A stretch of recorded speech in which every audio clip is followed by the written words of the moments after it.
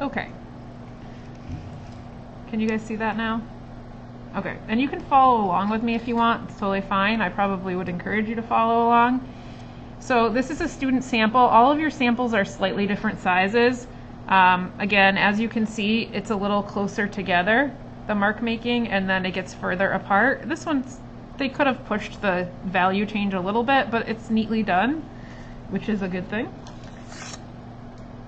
So you have your rectangular paper here, and you might want to grab a pencil for this. So the first thing that I'm going to do is measure it out. And I'm not expecting this is going to be a perfect, like, oh, it's actually kind of close. Mine's 8.5. So what I'm going to do is mark 2 and a little bit beyond 2. Again, really not worried about perfection here, folks. So I'm going to mark like 2 and 1 millimeter or something like that. But again, definitely not worried about this being perfect. Mine's not going to be perfectly measured. Just kind of even, as you know, eyeball it. And then I'm just going to take my ruler and use my pencil here.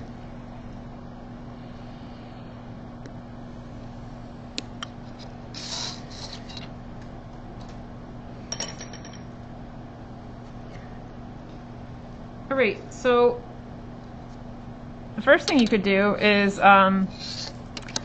you should outline these eventually, but let's talk about technique first. So typically I use a scratch tool when we're in the classroom. Okay, it's got a little blade on it.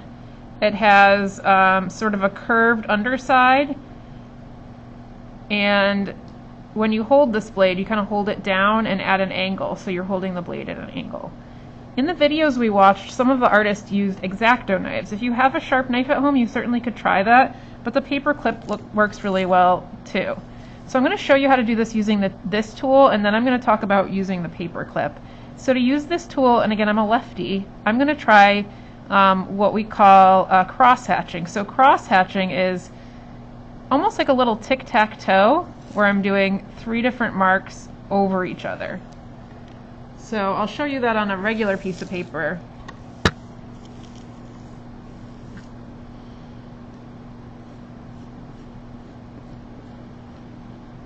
So it could be like 3 or 4 marks over each other. No, it's not really showing up very good. Do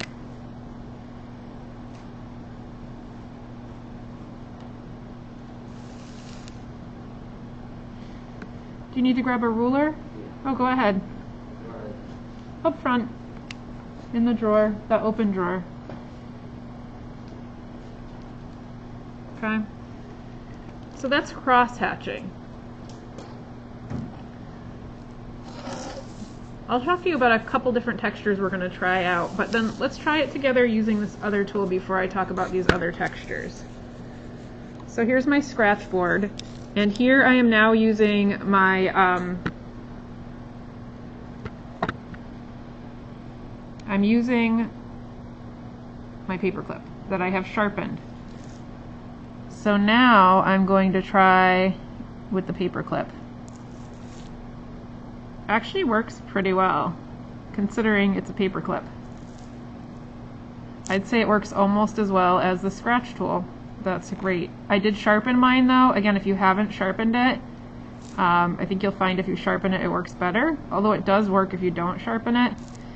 If you're not getting marks, or if it's like cutting into the paper, that means that you're not doing it correctly, or you maybe need to sharpen your blade a little bit. Again, you can sharpen this using like a nail file, kind of going back and forth on each edge till you start to get a little kind of sharp point.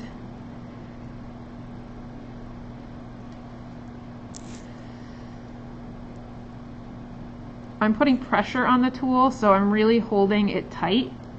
If I were to hold it back here, this would be much less effective. I would have no control. So I'm gripping this and then gripping almost like I would grip a pencil. And then I'm using my finger to sort of stabilize the paper clip. So I'm going back and forth. Yeah, this is really good. I think since I sharpened it too. I used it before when it wasn't sharpened, and like I said, it did work, but not as, this works better if you sharpen it.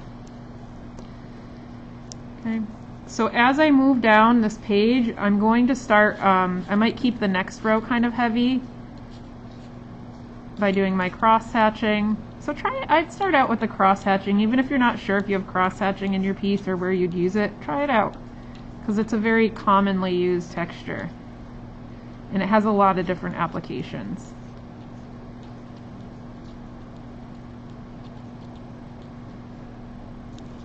It's a little harder to be neat with the paper clip, I would say. It requires a little bit more care and precision. It's a little easier to be precise with the other tool. But again, considering how what an easy option this is, I think it's a good option. So you're going to keep moving down the page, again, slowly getting a little bit lighter. So this next row, I might spread them out a little bit more. I might make them a little bit larger. Maybe the lines are a little further apart.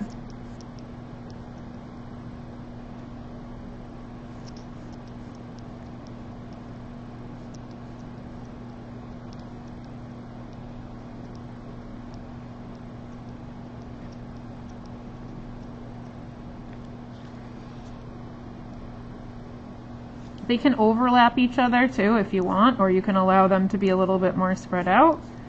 Again, the further you spread things out, the softer the value, the darker the value will be, which is you know, usually if we're using pencil, it's the opposite. It becomes darker when you put things close together. So it's kind of thinking about things in an opposite sort of way. So as I move down the page, I'm spreading them out a little bit further. I'm also lightening a little bit how much I'm pressing down. So you should fill each one of these.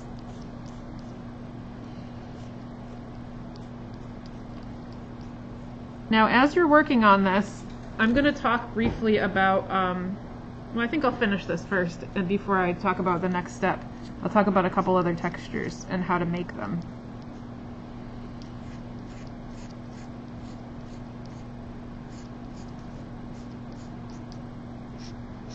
So to create lighter values, or rather darker values, you're spreading things out further, you're using a slightly lighter touch. The more densely you pack your textures together, the brighter it will be.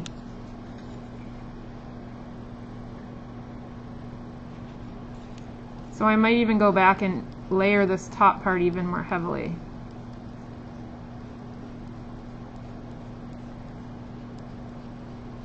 So I don't like how spread out these are, so I'm going to layer them more.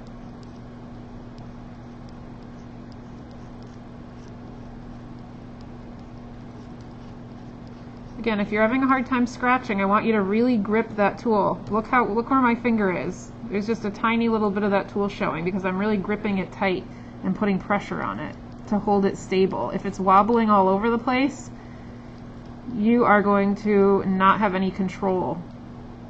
I'm already you know, that's one issue with this is that it's a little harder to control than the pen tool that you would use if you were in class. Okay, so you can see the top part is much tighter together, whereas when it comes down here it gets a little bit further away. I'm going to grab a Sharpie. I thought I had one somewhere. Oh, here's one. So let's talk about some other textures that you could make.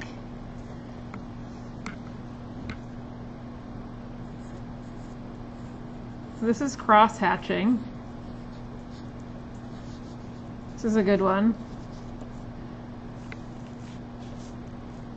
Another hatching that I probably should have started with before cross hatching is just called hatching, where you're making individual lines like this, like sets of lines to create texture. This is another good one to create the look of roughness, fabric, just a light texture anywhere. It's kind of a good texture to use in many different areas. So that's hatching. So cross hatching is where they cross over each other.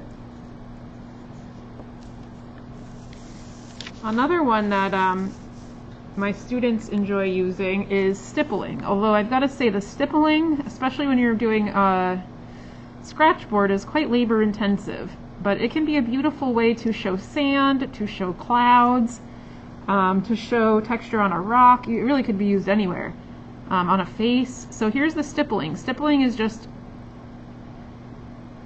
this kind of rhythmic dot making. It's also known as pointillism. So there's a work of many artists that use pointillism, with just as the use of making many dots to create kind of a lifelike effect. But it can also be used in different media besides paint. So as you can see, very labor intensive, but the further away the dots are, right, you get a lighter value happening here. Well, you get a brighter value because of the paper I'm using, but if you're using scratchboard, you'd get darker. Now if we were to try that on scratchboard, using I'll use what most of you are using, which is this little, so it's just, you might not be able to make the dots, you might make more like almost tiny little marks. So all I'm doing is kind of hitting the tool ever so lightly on the page.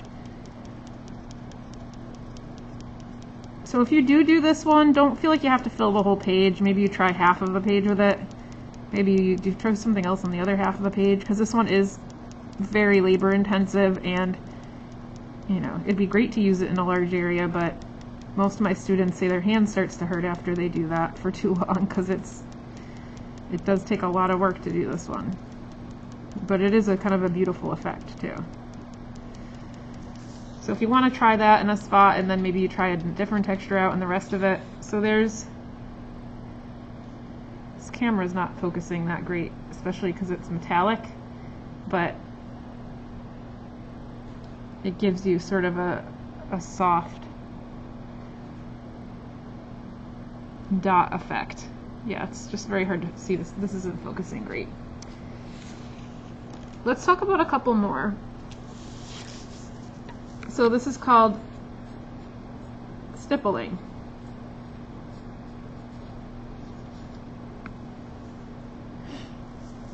A few more that I think might be useful to you. If you have an animal, for instance, or something with like feathers, well, that's still an animal, right? Anything that has directional fur or feathers, I would consider doing the feathering technique. So feathering is basically a soft line that has a curve to it. Feathering can be done in sets of 3, it can be done individually. So feathering is essentially this kind of thing, right? And it might vary in how big or how small the lines are, but that's feathering. Obviously, it would be great for grass, would be great for an animal's fur. Of course, you might have to consider what direction it's going or how long it is. So feathering is just this kind of soft, rhythmic, right? And as you can make it further apart to make it less pronounced. You could have it go different directions if you want to try different directions.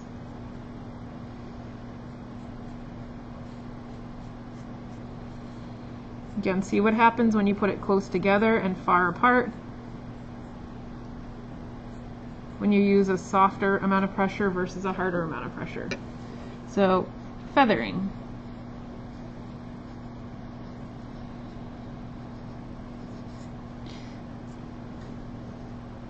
One more I will mention to you, because I, again, don't want to overwhelm you. If you feel like you want something more than what I've offered you today, I will actually offer you two more. Because I think it would be useful. This one I don't have a name for. I just use this if I was trying to depict water, because a lot of you do have water. It's kind of like a feathering mark in a way. So, you know, something kind of going this way. So if you're trying to create the look of water, you know, I might encourage you to create like a wavy kind of texture. So if you know that you have water, maybe try out a wavy mark. We'll just call it wavy. I bet it has a name and I don't even know it. So if you know that you're going to have like, you know, a lot of wind in the sky, or a tumultuous ocean or even just water and you want it to look like water. It's almost like feathering, but you're kind of, again, changing the direction of the line. So try out a wavy line. Last one I'm going to leave you with, so as to not overwhelm you with so many options, is a scumble. I think I spelled it right. I don't know if it has two M's in it, but we'll go with it. So scumbling is a controlled scribble, which seems like, why would you use a controlled scribble? But it actually could be great when you are trying to create the look of clouds, like dirt, like a field it could be good for, mountains. It has a little bit of roughness to it. A scumble, though, the key to a scumble is that it's a controlled scribble. So there's two ways that you can kind of approach this. You can do a kind of rhythmic mark like this, which in Scratchboard can be kind of difficult. I'm really focusing on the direction of my mark here. And then to kind of spread it out, I can just go lighter with it.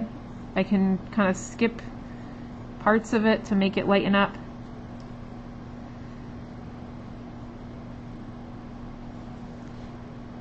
There's also this kind of, you could go multiple directions with it too, but again, it should have like a regularity to it. So this one's a little bit more erratic.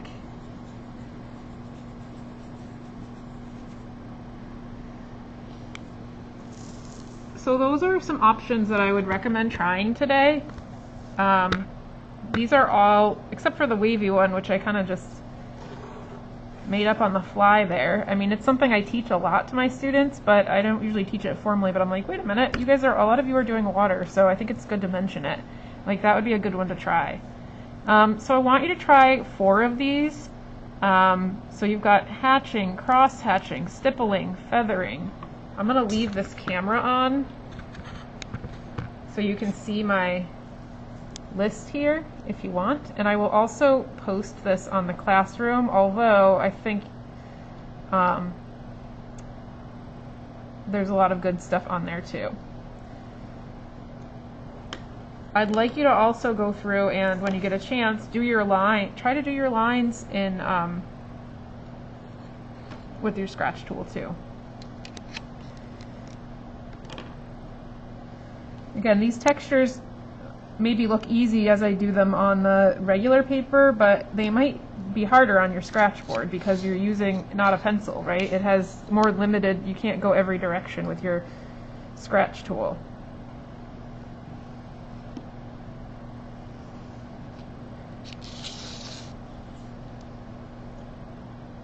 Like the scumbling would probably be difficult. So I'm going to do some feathering now.